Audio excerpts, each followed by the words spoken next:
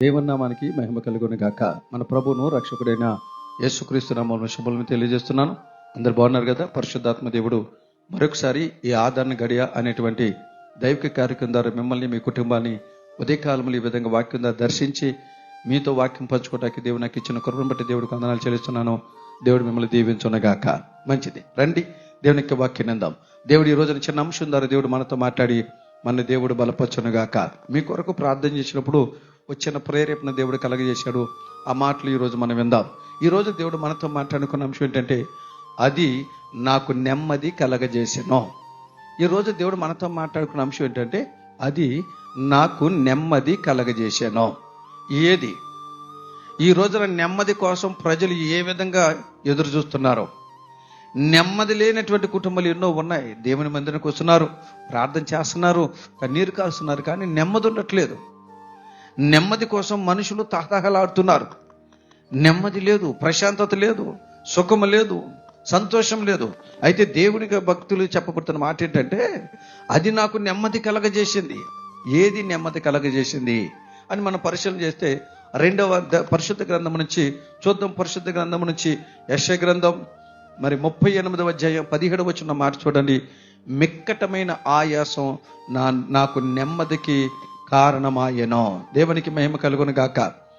భక్తుడు అంటున్నాడు, నాకు నెమ్మది కలగజేసింది ఏంటి తెలుసా?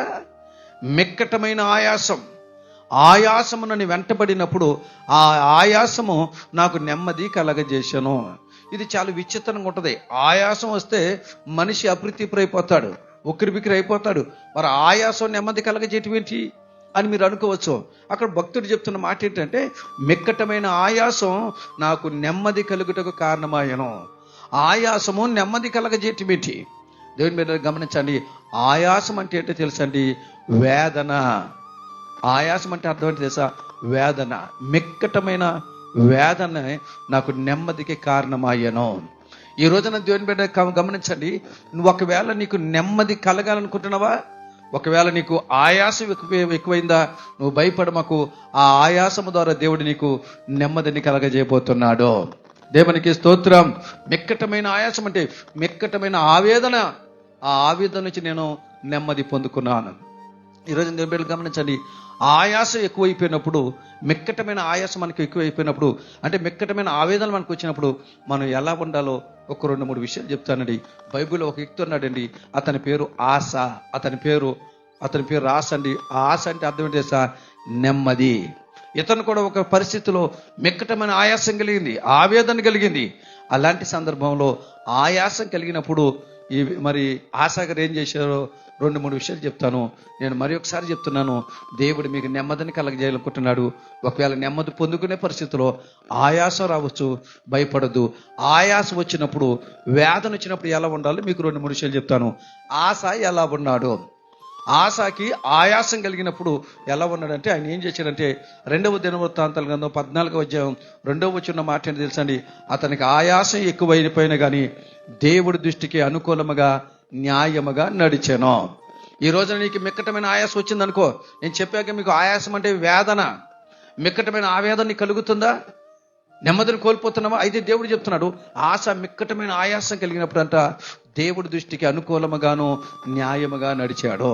నీకు నెమ్మది కావాలంటే దేవుని దృష్టికి అనుకూలముగా న్యాయముగా నడు. నీకు దేవుడు నెమ్మదిని కలగజేయనుగాక. రెండవది, ఆయాసం కలిగినప్పుడు మనం ఏం చేయాలి? ఆయాసం కలిగినప్పుడు ఆశ ఏం చేశాడో ఒక విషయం చెప్పాను. రెండవది కూడా చెప్తాను. ఆశ ఏం చేసేది తెలుసా? 2వ దినవృత్తాంతాల గ్రంథం 14వ అధ్యాయం 11-12 వచనాల్లో చూడండి. ప్రతి విషయంలో ఆశ అంట ఆయాసం కలిగినప్పుడు దేవుని సహాయం కొరకు ఎదురు చూసేవాడు. ఈ రోజున మనకి ఆయాసం ఎక్కువైపోయింది అనుకోండి. ఆయాసం అంటే చెప్పాను, మరలా మీకు గుర్తు చేస్తున్నా. వేదనలు ఎక్కువైపోయినప్పుడు మనకి నెమ్మది కలగాలంటే దేవుని సహాయం కొరకు ఎదురు చూడాలి, దేవుని సహాయాన్ని కోరుకోవాలి. ఆశకంట ఆయాసం ఎక్కువైపోయినాడు. మిక్కటమైన ఆయాసం కలిగినప్పుడు దేవుని సహాయం కొరకు ఎదురు చూశాను, దేవుడి సహాయాన్ని కోరుకున్నాడు. దేవుడు అతనికి నెమ్మదిని కలగజేశాడు. ఆఖరికి ఇంకొక మాట చెప్పనా? దేవుడు ఈ రోజున ఆయాసం కలిగినప్పుడు మనకి నెమ్మది కలగాలంటే, ఆయాసం కలిగినప్పుడు ఆశ ఎలా ఉన్నాడంటే, 2వ దినవృత్తాంతాల గ్రంథం 15వ అధ్యాయం 1-2 వచనం చూడండి. మరణము వరకు ఆశ దేవుని పక్షమునే నిలబడ్డాడు. దేవునికి స్తోత్రం. ఈ రోజున ఎవరైతే ఆయాసం ఎక్కువైపోయినా కానీ ఆశ వలె దేవుని పక్షాన నిలబడతారో వారికి దేవుడు నెమ్మదిని కలగజేయనుగాక. మూడు విషయాలండి. నీకు నెమ్మది కలగాలంటే ఆవేదనలు ఎక్కువైపోయినాయా, మిక్కటమైన ఆయాసం ఎక్కువైపోయిందా, భయపడమకు. ఆయాసం ఎక్కువైపోయినప్పుడు దేవుడి దృష్టికి అనుకూలముగా న్యాయంగా నడు. రెండవది, నీవు చేయవలసిన ప్రతి విషయంలో దేవుని సహాయాన్ని కోరుకో. ఆఖరిగా దేవుని పక్షంన మరణ వరకు నిలబడు. దేవుడు నీకు నెమ్మదిని కలగజేస్తాడు. ఇట్టి కృప దేవుడు మన దయచేసి దీవించునుగాక. ఆమేన్. ప్రార్థన చేసుకుందాం. ప్రేమగల మా తండ్రి, నీ వందనాలు. వెత్తబడిన వాక్యాన్ని బట్టి నీ స్తోత్రం. ఈ వాక్యం బిడ్డలు ఎవరికైతే నెమ్మది లేదో ఈ వాక్యం విన్న తర్వాత బిడ్డల జీవితం నెమ్మదిని, ఆనందాన్ని, సంతోషాన్ని, సంతృప్తిని దయచేసి నీ నామానికి మాత్రం మహిమ తెచ్చుకోమని యేసు నామములో అడిగి పొంది ఉన్నాము తండ్రి. ఆమేన్. కారుణ్య బేతెస్త మందిర్ కోనేరుపేట వారు నిర్వహించు మెగా క్రిస్మస్.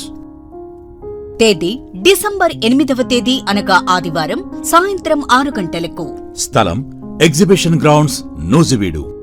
వాక్యోపదేశకులు అంతర్జాతీయ వర్తమానికులు బ్రదర్ ఎం అనిల్ కుమార్ గారు. మేలుకరమైన